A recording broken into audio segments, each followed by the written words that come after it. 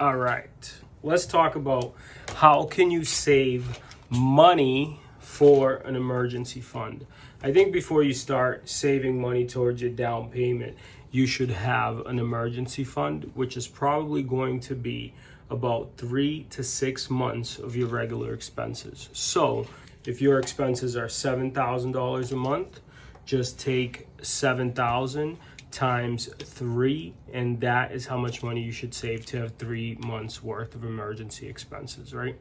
Or just to be able to sustain your life. When you get that number up to 6 months, you should feel a very comfortable cushion to build on. From there, what I would do is that's where I would start building my foundation of getting my down payment ready to go after that. So in order for you to get your emergency fund, at the end of this video, you'll see the pennies that I used to save.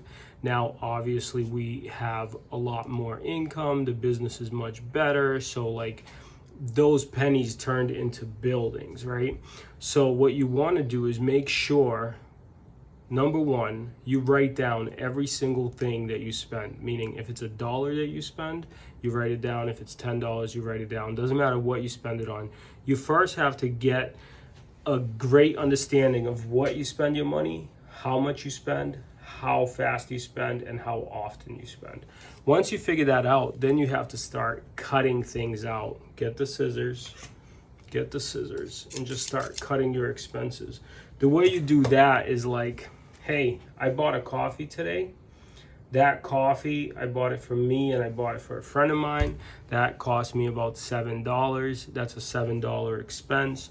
If you take a look at just that one thing, if I do that 4 times, right? 7, 7, 14, 7, 7, that's another 14. So now you're at $28. That's just in two days, right?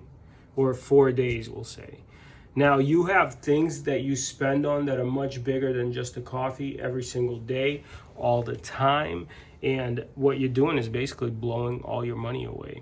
Now, if you learn for let's say 2-year period to just save your money, put that money away, create a cushion, and then for the next 2-year period, save your money, then you will have a good down payment to be able to go out there, start purchasing real estate, start securing your money, but it all starts with your emergency fund.